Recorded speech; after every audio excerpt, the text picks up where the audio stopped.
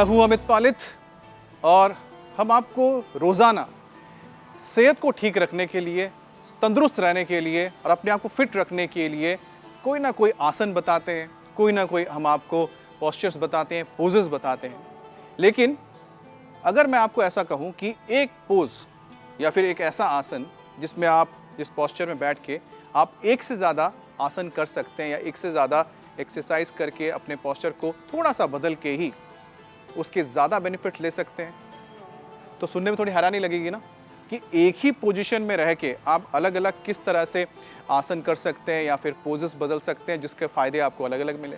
जी हाँ, उसमें सबसे इम्पॉर्टेंट सिर्फ एक ही आसन है जिसके ज़रिए आप ऐसा कर सकते हैं। हालांकि इसको बहुत ही आप कह सकते हैं कि लोग अंडर एस्टिमेट करते हैं ना कि वज्रासन, क्योंकि मैं जिस पोज में बैठा हूँ इसे वज्रासन कहते हैं और वज्रासन को माना जाता है कि आप जानते हैं कि ये एकमात्र ऐसा आसन है जिसको खाने के बाद आप कर सकते हैं। और क्या सिर्फ इसका एक ही बेनिफिट है कि आप खाना खाने के बाद इसको करेंगे तो इससे आपका पाचन अच्छा होता है? बिल्कुल नहीं, इसके और भी फ़ायदे हैं।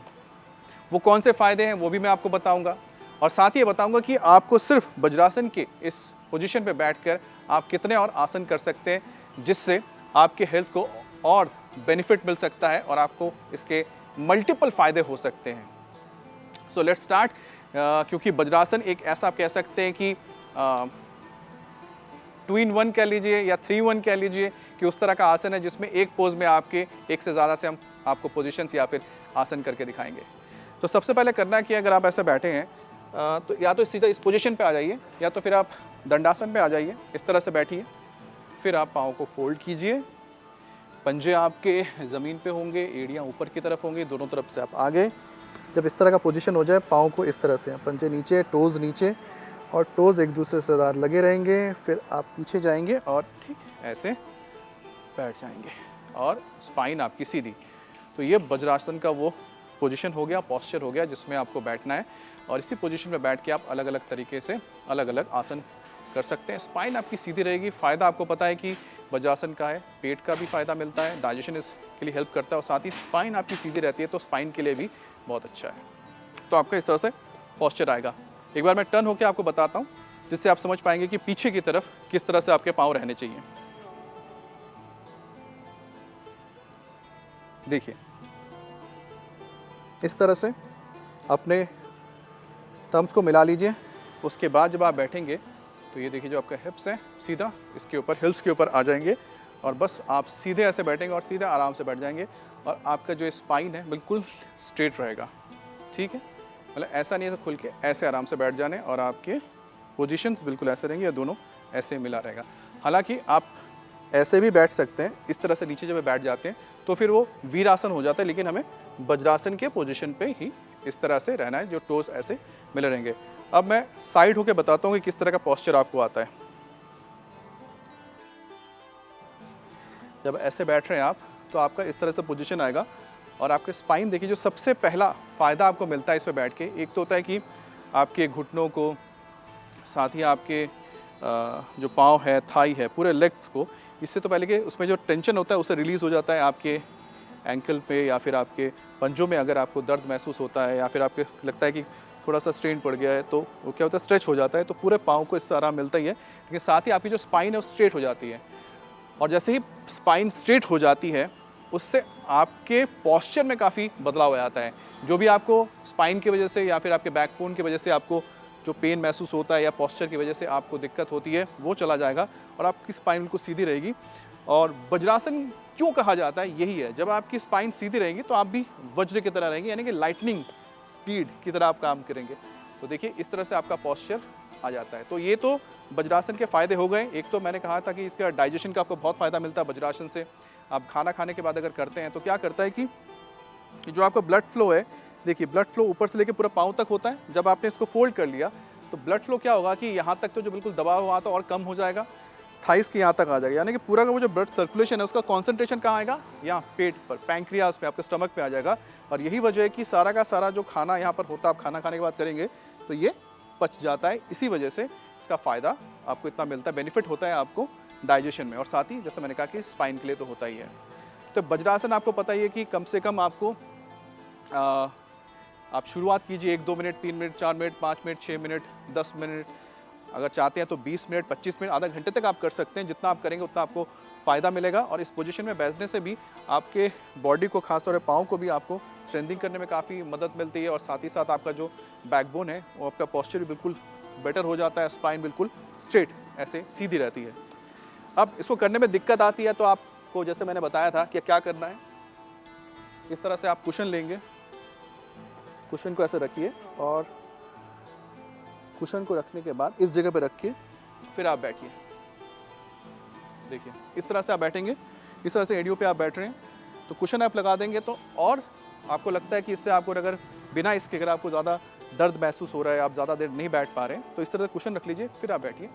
तो भी आप इस आसन को आराम से बैठ के वज्रासन कर सकते हैं। स्ट्रेट ऐसे बैठिए और फिर नॉर्मल ब्रीदिंग वज्रासन में आपको करना है।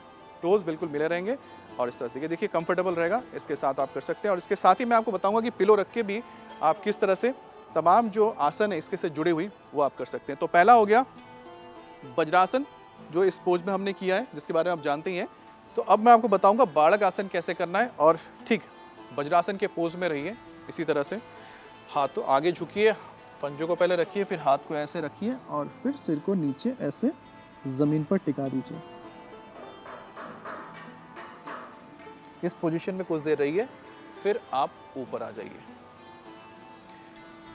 तो ये बालक आसन आप ऐसे ही बैठ के कर सकते हैं। हाँ, जिनको स्पॉन्डिलाइटिस की दिक्कत है और जिनके गर्दन में दर्द होता है ज़्यादा, तो वो इस आसन को ना करें। खास तौर पे जिन्हें घुटने में भी दर्द है वो वज्रासन ये सब ना करें। दूसरे जो आसन है वो कीजिए अपने हेल्थ बेनिफिट के लिए। जो घुटने में जिनको दर्द होता है या गर्दन में स्पॉन्डिलाइटिस जिनको है वो ये बालक आसन मत कीजिए, और जिनको घुटने में दर्द है वो वज्रासन मत कीजिए।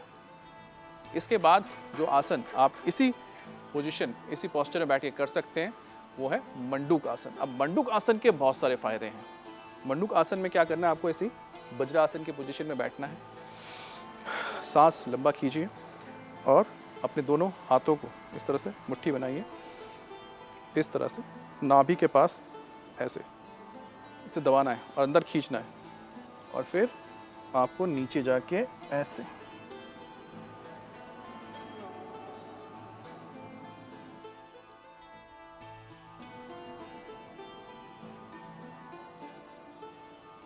तो जितनी देर हो सके इसमें रखिए, दबाव पड़ना चाहिए।